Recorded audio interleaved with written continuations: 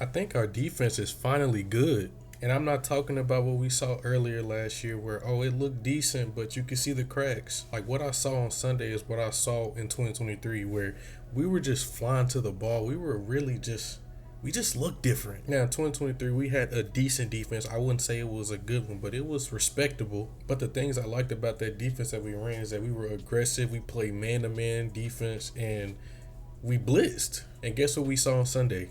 We were aggressive, we played man to man, and we blitzed the hell out of Baker Mayfield. Now, we only got one sack, but we were extremely close to like 2 or 3. And I wasn't expecting us to sack Baker Mayfield 3 to 4 times because that is one of the more elusive quarterbacks in the league as far as sack avoidance. But you saw a pulse. We had like a 40% pressure rate or something like that. And dog, like, I think we're actually like a good defense now. So I'm not even going to waste y'all time. I'm going to go ahead and get into the film. So if y'all guys do enjoy this video, be sure to like and subscribe for more. And let's get into it.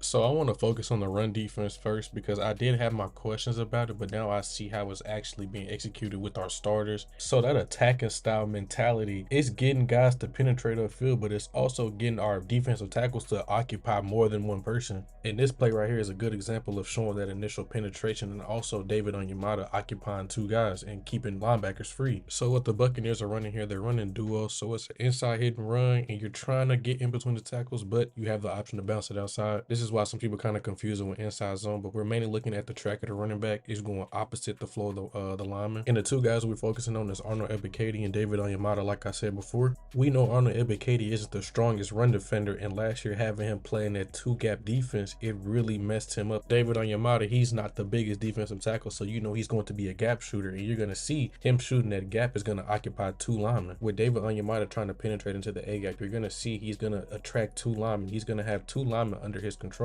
and this keeps Kaden Ellis free. This is different from last year because we played a react and then attack type of defense. And once again, with him being so aggressive in that A gap, it keeps Kaden Ellis free. And all good run defenses keep their linebackers free to flow with the run. And this makes this right tackle very unlucky because Kaden Ellis is on his inside gap, Arnold Ebiketie's went into his outside gap, and then Diablo is going straight at him. And he's put in that position where do I stick to my assignment and go get Diablo, or do I cover up for the mistakes of my teammates? And quite frankly, it don't matter which person he chose because he was going to be wrong regardless. And when we play it forward just a little bit more, you're going to see it wasn't just the front 7. Even the DBs are getting in on this. Once again, Diablo was kept clean, so even if Arnold Ebiketie missed his tackle, he was in a good position to run him down.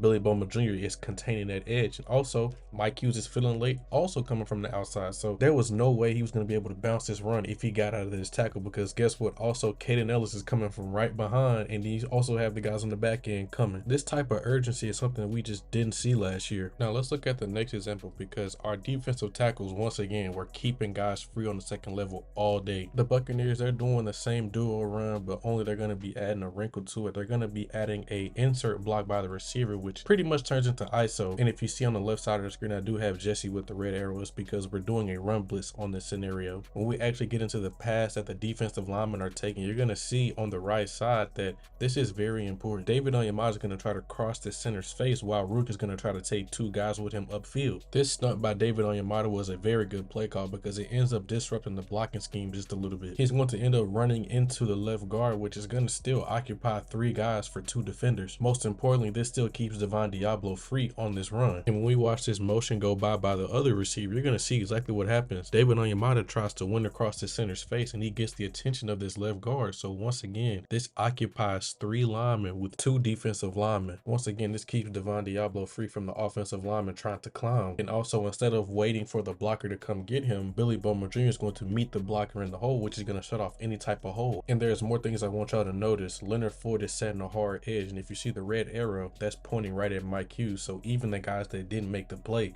they're doing their job. They're setting a hard edge and they're rallying to the football. Now I want to focus on the pass defense because I really liked what I saw by the defensive backfield on Sunday. We had like 5 drop picks, which that absolutely sucks. But then when you look at the tape and how we were just flying around, the communication was on point. Like, I'm just very encouraged to see where this defense is going to go in this season. So the Buccaneers are going to be running a play action flood concept, where it's one of the most easiest concepts in football. Y'all run it in Madden, you see it in real life. You're essentially flooding one side of the field where routes and you're trying to high low the underneath defender in one of the zones. Now defensively, the Falcons, they have called up cover 9, so it's pretty much cover 6. It's a version of quarters. Typically in cover 6, you would run the quarter side to the field side or the far side of the field, and cover 9 is the opposite. The best situation when you want to call cover 9 is when the best receiver is to the passing strength of the offense, and that happens to be the situation right here. This would be more ideal if Mike Evans was in the slot, because that way you would have a zone double on him. However, since we have AJ Terrell matched up on him, I think the defense is fine with that. We'll take that all day. And you probably guessed it, if we were to call cover 6, that means Mike Evans is going to be on the backside of the formation, but in this situation he's not. This is one of the most common coverages you'll see in today's league, but I want to show you how it accounts for everything in this route distribution. First, let's back it up a little bit. Look at Jesse Bates. This is what I'm talking about when I say the communication was on point.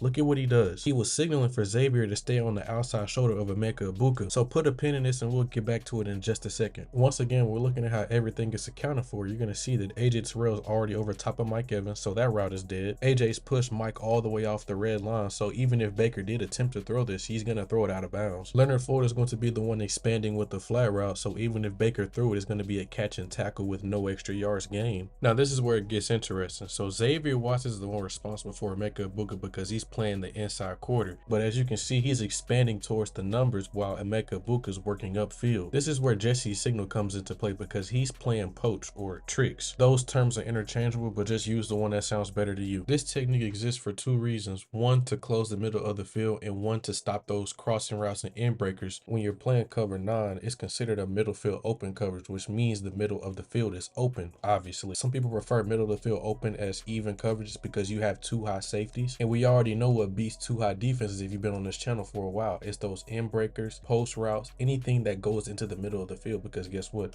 The middle of the field is open. So Jesse is playing poach in this situation because he's helping from the backside. That signal to Xavier was pretty much saying, you stay on his outside shoulder, because if he nods to the post, I got it, or if he comes across, I got it. This type of communication just wasn't here last year, and I'm liking the fact that these guys are communicating on the fly. By Jesse communicating to Xavier to stay on the outside shoulder, he keeps him in position to what we already know is an out route. He didn't know it at the time, but it ended up being an out route. So instead of being square with the receiver and then being a step behind, he's already a step ahead because of the communication. Then when we add the cherry on top, Caden Ellis is right underneath Emeka Egbuka, so if he sits this down, he's not open. This is essentially a triple team that we're doing on him. Once again, that's subtle communication kept Xavier Watts in position to make a play, and we got a pass breakup right here. All right, let's get into my favorite play of the game, which was also a near interception, but the amount of communication and on the fly adjustment is just kind of crazy to me. Now this time we're actually in cover 6. You see we're playing the quarter side to the field and we're playing the cover 2 side to the boundary. So this is what the Bucks are doing conceptually. They're trying to get the ball to Mike Evans. You're going to see this over motion by the receiver, and you're only going to throw this route if you get man to man. So this is an alerted route. That means this wheel route that y'all see, we're not throwing this at all. It's not even a part of the progression unless we get man to man coverage, and we already know if we get man to man, AJ is going to be following that receiver across the formation, but he doesn't. But still, conceptually, you got the two high defense, and we have two in breaking intermediate routes that would beat this defense. And for this play, I want to focus on Devon Diablo because he makes a great play on this ball. And once again, you'll see the communication is why he made this play. Now let's zoom in on Mike Hughes real quick. He's pointing at Diablo for a reason. This is the zoomed out version shortly after Mike Hughes is pointing at Devon Diablo. And if you zoom in, this is why. Look at where he's looking. Devon Diablo is looking at this wheel route, or the new #1 receiver, right? Now I want to make sure y'all stand with me. What did I say beats two high defenses? Those intermediate end breakers, right? The most common two high beater in football is dagger. And that's exactly what Devon Diablo is anticipating because he's looking at that #1 receiver. He is 100% anticipating Mike Evans clearing out space and this end breaker coming in right underneath him. What he's waiting on this #1 receiver to break in so he can settle down and probably catch an interception. But remember, earlier in this play, Mike Hughes was signaling to Devon Diablo to, hey, get your head around. And this is for two reasons. One, Billy Bowman Jr. is already deep enough to where if the #1 receiver breaks in, he can be the one that can undercut that dig route and catch an interception. And the second reason is if that clear out route is actually a clear out route, that means it's going to be converted to a post, which means Devon Diablo still has a chance to undercut that route. But this was also perfect timing too, because when Devon Diablo gets his head around, guess what he sees? He sees Baker Mayfield's loading up. You can also see Mike Evans is also breaking towards the middle of the field at the same time he got his head around. And I just want to reiterate that this type of communication was just not here last year. Guys were just getting set and playing. If Mike Hughes didn't signal to Devon Diablo to get his head around, then this would have been a big void over the middle of the field, and you probably looking at an explosive play right here. And some of the best coverage units in the NFL, they're always playing on the string. They're always communicating, always talking before, during, and after the play. You can tell how good a defense is by how much they communicate with each other. And I just showed you an instance right here where we almost get a turnover based off that communication. And it sucks he didn't come down with an interception, because this was definitely a missed opportunity right here. Now, I don't want to overreact and say this defense is elite, but I think we do have a defense that we can work with now. If Zach Roberts can get his stuff together and we can string together some sacks and some turnovers, we're going to be a hard team to beat. And our first big test is coming on Sunday night against the Vikings. We're playing Kevin O'Connell, and I think we're playing him and not the Vikings offense, because you can see time and time again, no matter what quarterback's in that game, he can elevate that offense. Very good play caller, very good schemer, adjuster, all of that. So very big test coming Sunday night. I'm going to be dropping a video about that too. So that's coming another day. If y'all did enjoy this video, be sure to like and subscribe for more. I'll see y'all later next video. Goodbye.